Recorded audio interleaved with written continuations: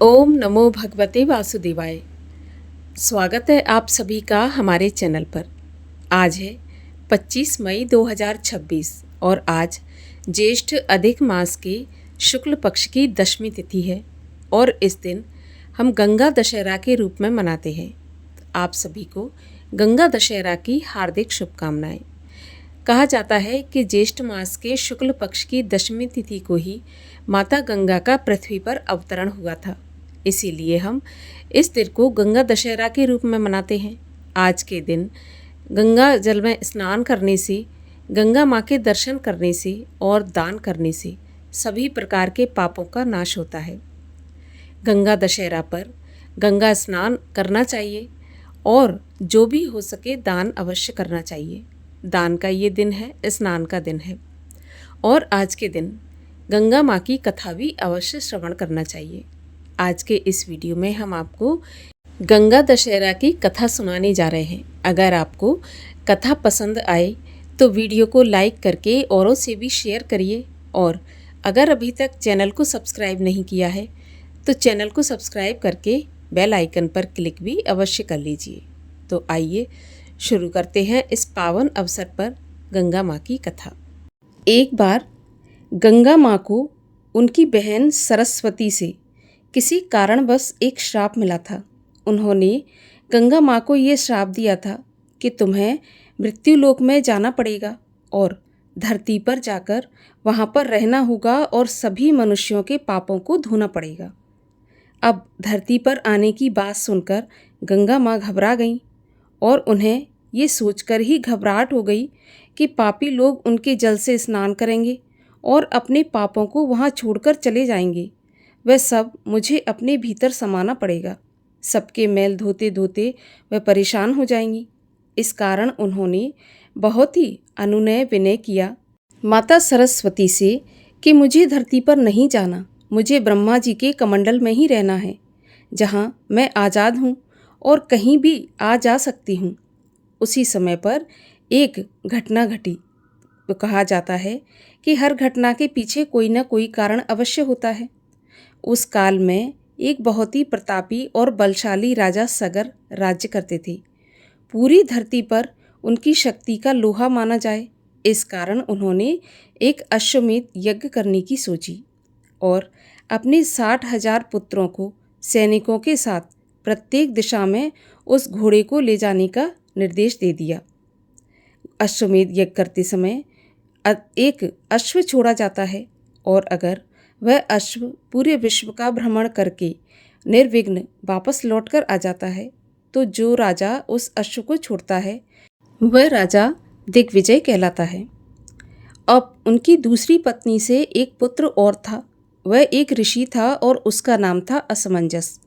उन्होंने अपने पिता सगर को चेतावनी दी कि इससे कोई अपशकुन भी हो सकता है, लेकिन राजा ने उनकी बात नहीं मानी और उन्हें वहाँ से चले जाने के लिए कहा। अब जगह जगह राजा का पताका फहराने लगा। इससे राजा इंद्र को बड़ी परेशानी हुई। उन्हें अपना सिंहासन डोलता हुआ दिखाई दिया। उन्होंने इसे रोकने के लिए एक उपाय सोचा। रात में जब सब सो रहे थे और उनके पहरेदार घोड़ों की रक्षा कर रहे थे, तब इंद्रदेव ने कुछ ऐसी माया रची कि वे सब पहरेदार सो गए और इंद्रदेव ने उनका घोड़ा उठाकर कपिल मुनि के आश्रम में बांध दिया। कपिल मुनि बरसों से वहाँ जंगल में तपस्या कर रहे थे।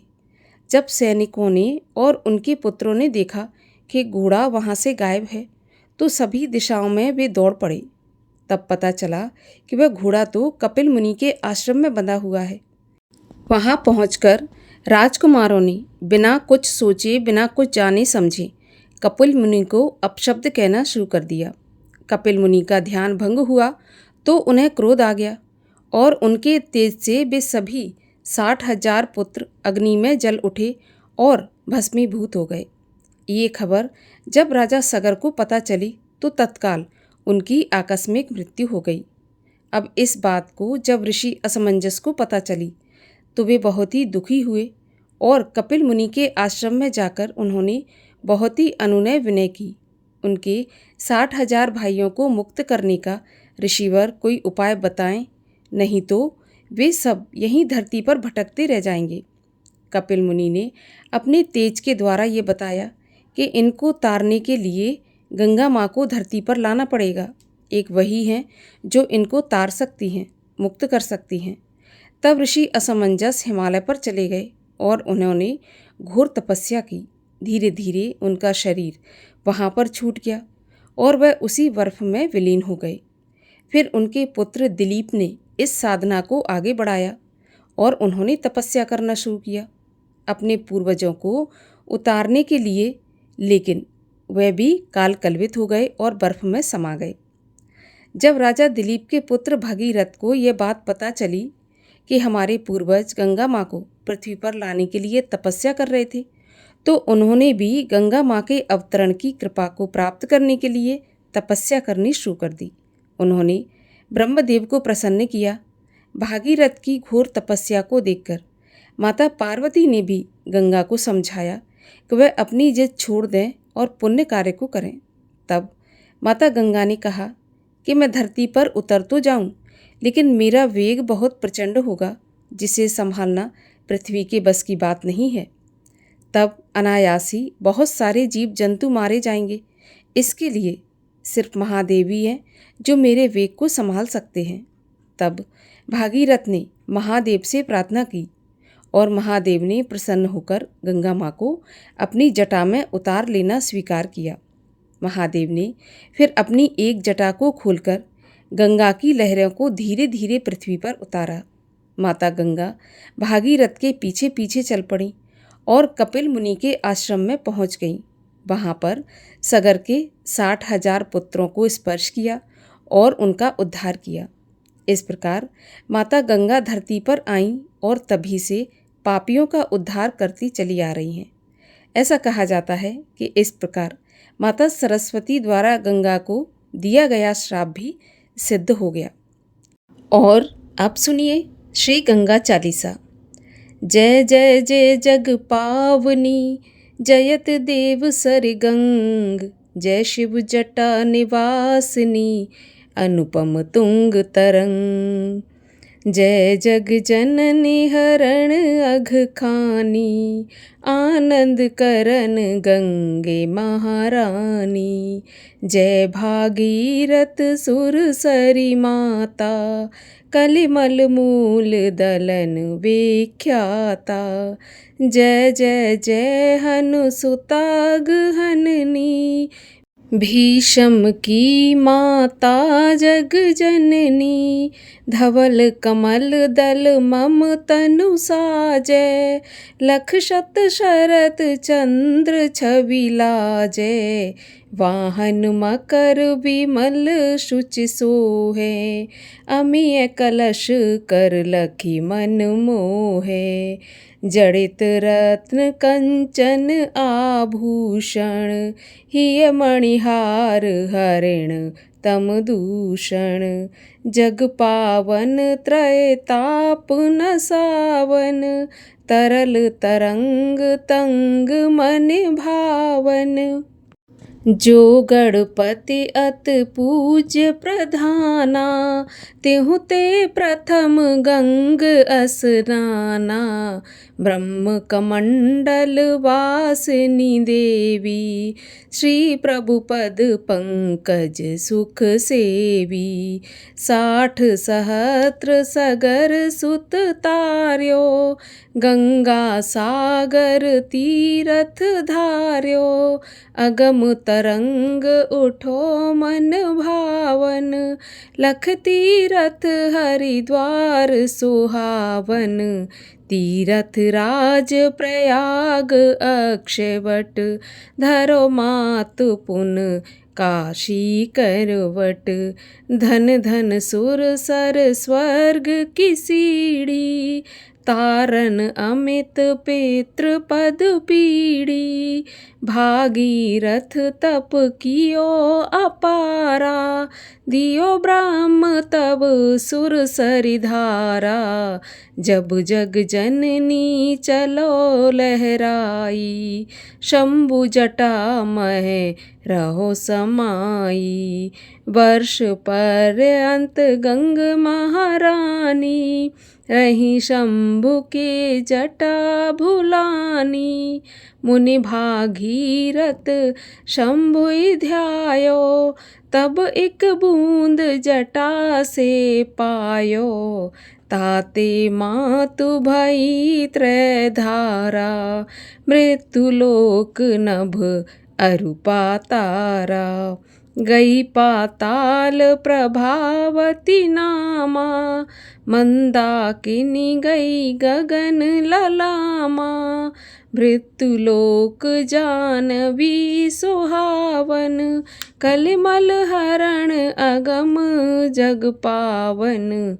धन मैया तब महिमा भारी, धर्म धुरी कले कलुष कुठारी। मात प्रभावत धन मंदाकनी, धन सुर सरित सकल भय नासनी। पान करत निर्मल गंगा जल, पावत मन इच्छित अनंत फल।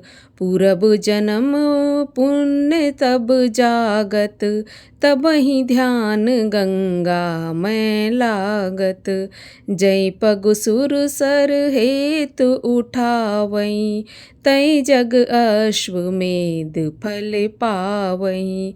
महापतित जिन काहू न तारे, तिन तारे एक नाम तिहारे।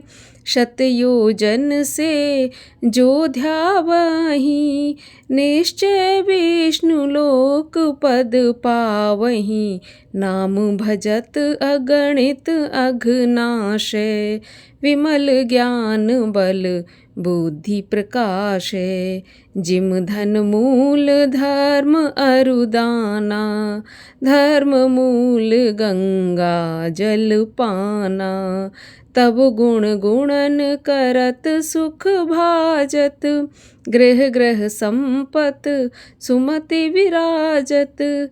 गंगहि नेम सहित निज ध्यावत, दुर्जनहु सज्जन पद पावत। बुद्धिहीन विद्या बल पावे, रोगी रोग मुक्त हो जावे। गंगा गंगा जो सब नर कहई, भूखे नंगे कबहु न रहई। निकसत की मुख गंगा माई, श्रवण दाब यम चलहि पराई। महाअधिन अधमन कह तारे, भय नरक के बंद किवारे। जो नर जपे गंग शतनामा, सकल सिद्ध पूरन है कामा। सब सुख भोग परम पद पावहीं, आवागमन रहित हो जावहीं। धन मैया सुर सर सुख देनी, धन धन तीरथ राज त्रिवेणी। ककरा ग्राम ऋषि दुर्वासा, सुंदर दास गंगा कर दासा। जो यह पढ़े गंगा चालीसा, मिले भक्ति अविरल बागीसा। नित नव सुख संपत्ति लहे, धरे गंग का ध्यान। अंत समय सुरपुर बसे, सादर बैठ विमान। संबत भुज नव दिश, राम जन्म दिन चैत्र। पूरन चालीसा कियो, हरि भक्तन हित नेत्र। ओम जय गंगे माता मैया, जय गंगे माता। जो नर तुमको ध्याता, मन वांछित फल पाता। ओम जय गंगे माता। चंद्र सी ज्योति तुम्हारी जल निर्मल आता, शरण पड़े जो तेरी सो नर तर जाता। ओम जय गंगे माता, पुत्र सगर के तारे सब जग की ज्ञाता, कृपा दृष्टि तुम्हारी त्रिभुवन सुखदाता।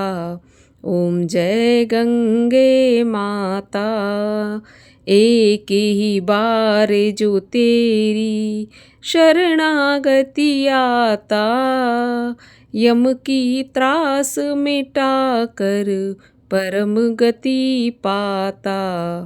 ओम जय गंगे माता, आरती मात तुम्हारी जो जन नित गाता, दास वही सहज में मुक्ति को पाता। ओम जय गंगे माता, जय गंगे माता मैया, जय गंगे माता। जो नर तुमको ध्याता, मन वांछित फल पाता। ओम जय गंगे माता। बोलिए गंगा मैया की जय।